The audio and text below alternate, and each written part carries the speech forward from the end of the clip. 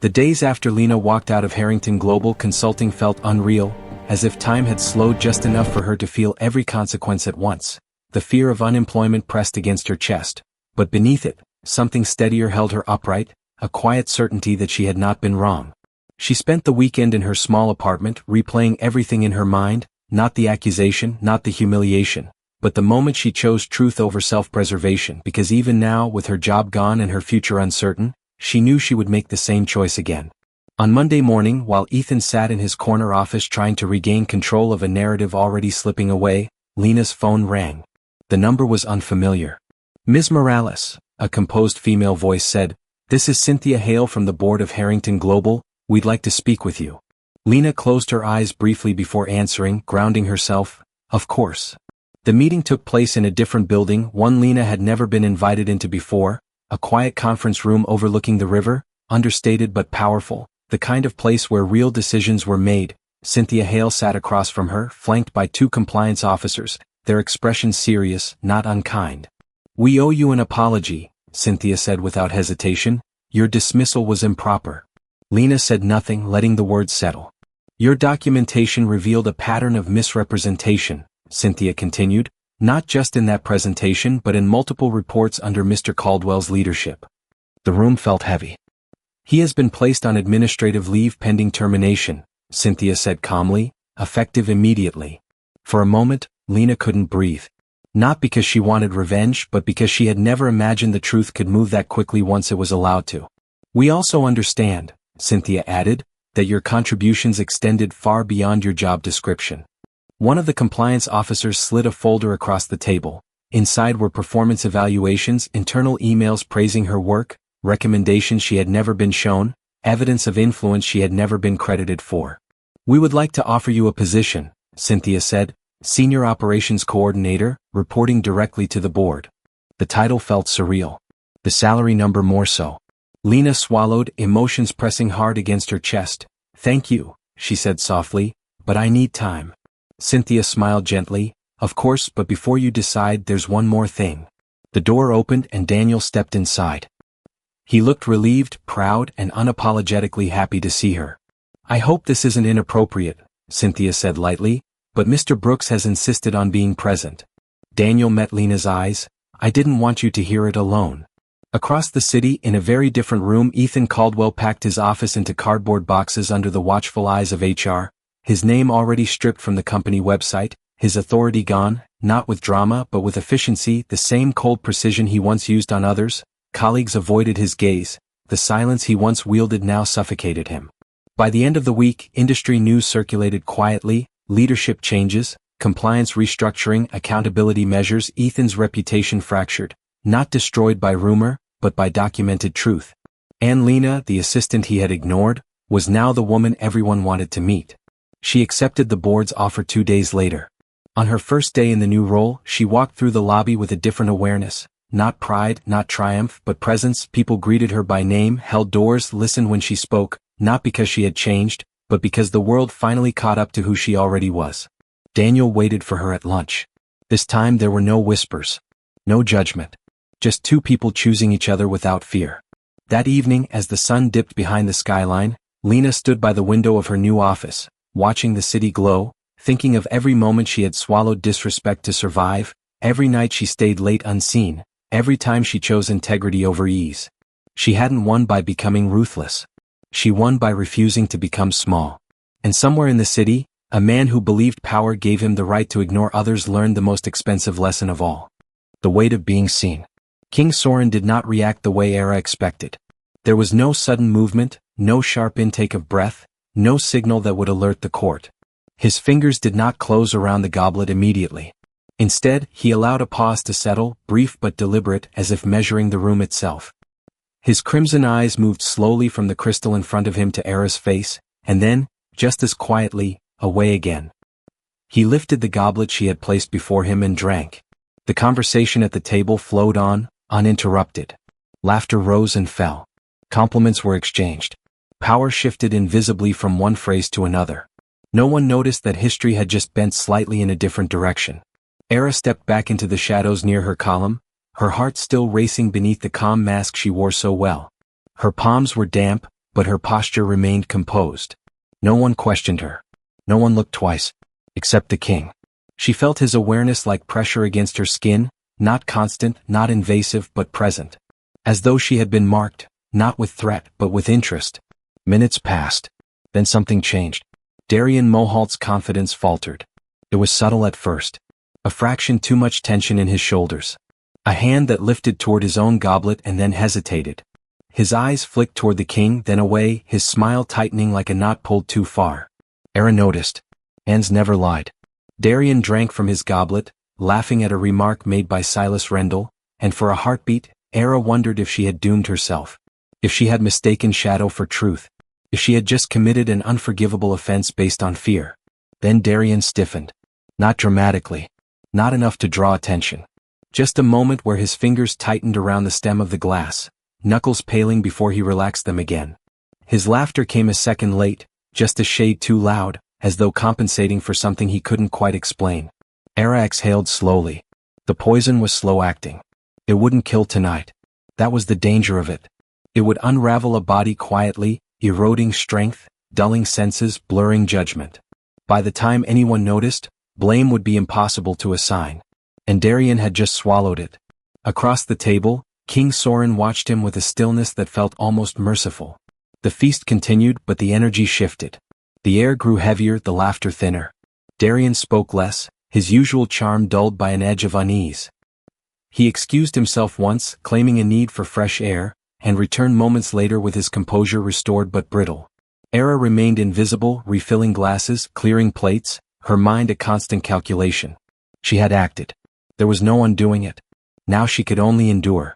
When the final course was served and the court began to disperse, her supervisor approached her with an expression she couldn't read. "The king requests your presence," Marin said quietly. Era's stomach dropped. Requests from immortals were rarely requests. She followed Marin through a side passage away from the hall's glow, her footsteps echoing softly against stone. The corridor narrowed, shadows thickening, the air colder here, stripped of incense and performance. They stopped before a tall obsidian door etched with sigils old enough to predate memory. Marin hesitated. "Be respectful," she said. "And speak only when spoken to." Era nodded. The door opened soundlessly. King Soren stood alone inside. The chamber beyond was not a throne room, but a private study, lined with shelves carved directly into stone, filled with ancient texts and artifacts that hummed with restrained power. The only light came from a single crystal lamp, its glow softer, more human. Soren dismissed Marin with a glance. The door closed. Silence settled. Era stood where she was, hands folded neatly before her, eyes lowered but alert. Every instinct screamed caution. Mortals did not survive centuries of vampire rule by being bold in private chambers. "You switched the goblets," the king said. Not an accusation. A statement. Era lifted her gaze slowly, meeting his eyes. There was no fear in her expression now. Only resolve. "Yes, your majesty." He studied her, and for the first time she felt the full weight of his attention. Not predatory, not cruel, but immense. As if centuries pressed forward through him, evaluating a single fragile moment. "Why?" he asked. Era swallowed once. "Because the wine was poisoned," she said calmly. A lesser ruler might have laughed. Might have dismissed her as delusional. Soren did neither. "How do you know?" he asked. She did not speak of her mother. She did not speak of old lessons learned in shadows. She simply answered. "Because I have seen it before." The king was silent for a long moment. "You understand," he said slowly, "that if you are wrong, this would be treason." "Yes." "And if you are right," he continued, "you interfered in matters of immortals far above your station." "Yes." Soren tilted his head slightly, considering. "And yet you acted." "Yes." Something like approval flickered in his eyes. "You did not warn anyone," he said. "You did not accuse." "There was no time," Era replied. "And no one would have listened." A corner of his mouth lifted, not quite a smile. "You are correct." He turned away, moving to a table where an identical goblet sat waiting. He lifted it, examining the wine inside. "Darien Mohalt is ambitious," he said. "He believes patience makes him invisible." Era said nothing. "He believes mortals are tools," Soren continued. "That those beneath notice cannot alter fate." The king looked back at her. He was wrong. Era held his gaze, her heart steady now. The fear had burned away, replaced by something quieter and stronger. "What happens to me?" she asked. Soren's expression softened, just a fraction. "That," he said, "depends on what happens next." From the corridor beyond the chamber, hurried footsteps approached. Voices. Alarmed. A guard's knock sounded sharp against the obsidian door. "My king," a voice called. "Lord Darien has taken ill." Soren did not look surprised. He looked satisfied. When power begins to shift. The chamber outside King Soren's study filled with controlled urgency. Footsteps moved faster than protocol allowed. Voices dropped into hurried whispers that carried fear beneath their discipline. The Vale Court prided itself on composure, but illness among immortals was rare enough to crack even centuries of restraint. Era remained where she stood, her spine straight, her hands folded calmly as though her entire world had not just tilted. She listened as the king issued instructions in a voice that neither rushed nor rose. "Have him taken to the Eastern Infirmary," Soren said. "Isolate him. No visitors except those I approve." "Yes, my king." The footsteps retreated. Silence returned. Soren turned back to Era, studying her with a new intensity, not suspicion now but calculation. Not the kind that measured threat but the kind that assessed value. "You knew the poison would not kill him tonight," he said. "Yes," Era replied. "It was designed to weaken slowly." "Why?" "So his death would look natural," she said. "Or at least inevitable. And so no one would question who benefited," the king finished. Era nodded once. Soren exhaled slowly, a sound that carried the weight of centuries. "You understand court politics better than most who were born into them." "I understand survival," she said quietly. That earned her a real smile. "Survival?" he echoed, tasting the word. "Yes. That is the language of mortals." He moved closer, not looming, not threatening, simply closing distance with purpose. Era did not flinch. She had already crossed a line that fear could not pull her back from. "Tell me," he said, "how long have you known Darien Mohalt was dangerous?" "I didn't," Era answered honestly. "I only knew his hands didn't belong near your goblet." Soren laughed softly, a sound so rare it felt almost sacred. "Hands never lie," he said. Era blinked. "You know that saying." "I know many sayings," the king replied. "Few are as true." He turned away again, pacing slowly. Darien has been positioning himself for years. Building loyalty. Cultivating dependence. He believed weakening me would give him time to consolidate power before my decline became obvious. "He chose poison over force," Era said. "Because force invites witnesses," Soren replied. "Poison invites patience." The king stopped. "You have just disrupted decades of planning." Era felt the weight of that settle over her, but she did not shrink beneath it. "I didn't plan to," she said. "I just couldn't let it happen." That was when Soren looked at her not as a servant, not as a mortal, but as something closer to an equal. "You risked everything," he said. "Your life, your position, your future." "Yes. For someone you do not know." Era's voice softened. "I know what it looks like when powerful men decide someone's life is expendable." Something in Soren's expression changed then. Not anger. Not pity. Recognition. "Leave," he said gently. "Return to your duties. Speak of this to no one." "And Darien?" Era asked. "That," the king replied, "will unfold exactly as it should." She bowed and left without another word. The next days passed in tension thick enough to taste. Darien's condition worsened, just as Era had expected. Fatigue set in first. Then tremors. Then confusion that he masked poorly with forced charm and clipped explanations. He missed meetings. He snapped at servants. He blamed the infirmary staff for incompetence. The court noticed. Immortals always did. Whispers followed him through corridors like shadows. Power, once assumed, now felt uncertain in his grasp. Allies hesitated. Conversations paused when he entered rooms. The confidence that had once made him magnetic now felt brittle, desperate. And yet no one accused him. No one could.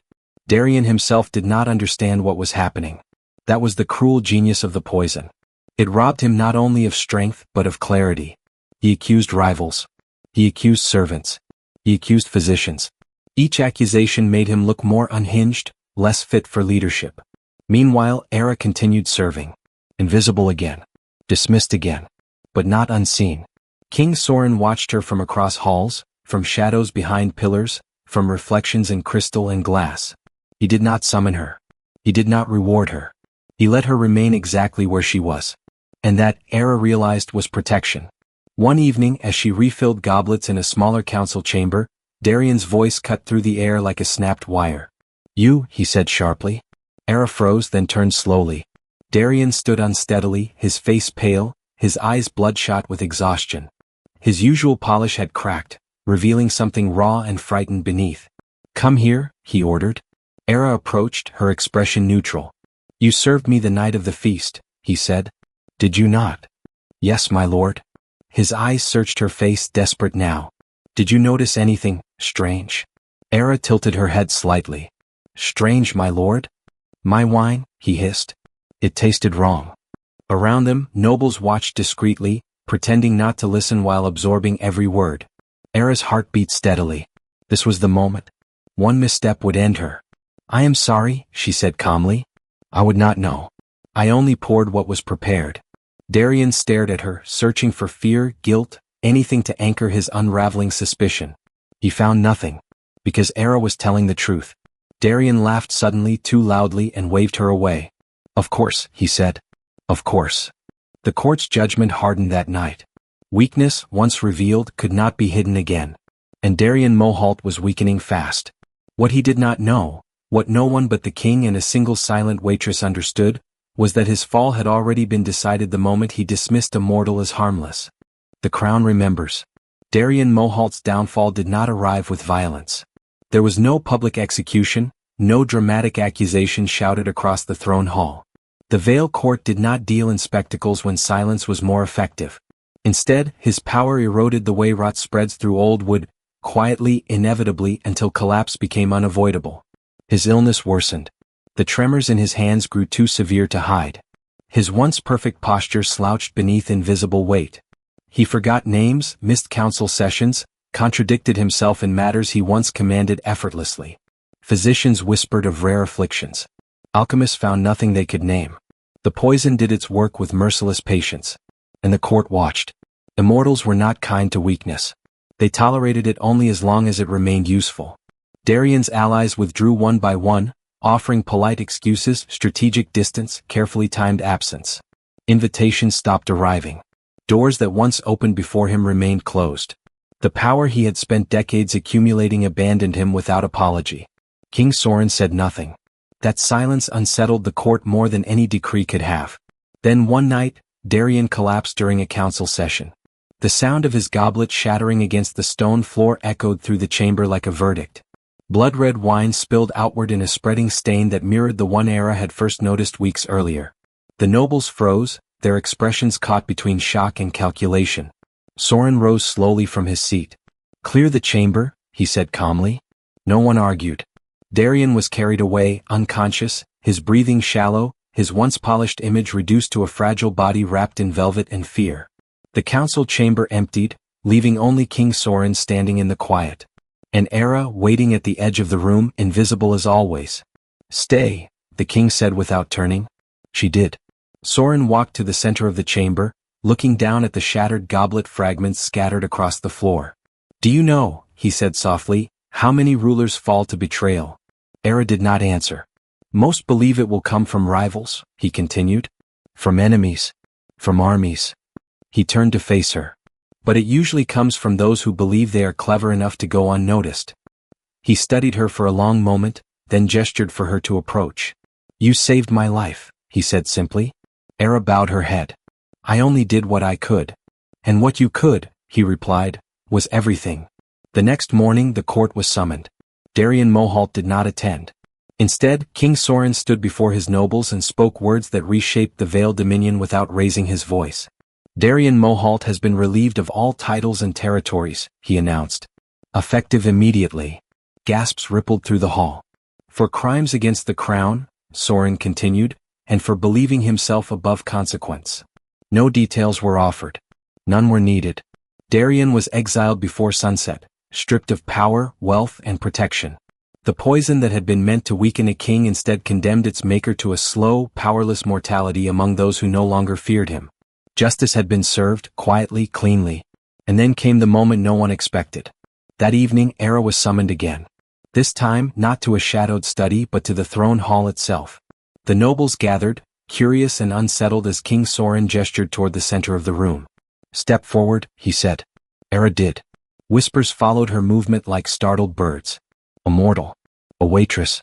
Summoned before the crown." "This woman," Soren said, his voice steady and carrying, "saw what others did not, acted when others would not, and proved that wisdom does not belong solely to the immortal." The court fell silent.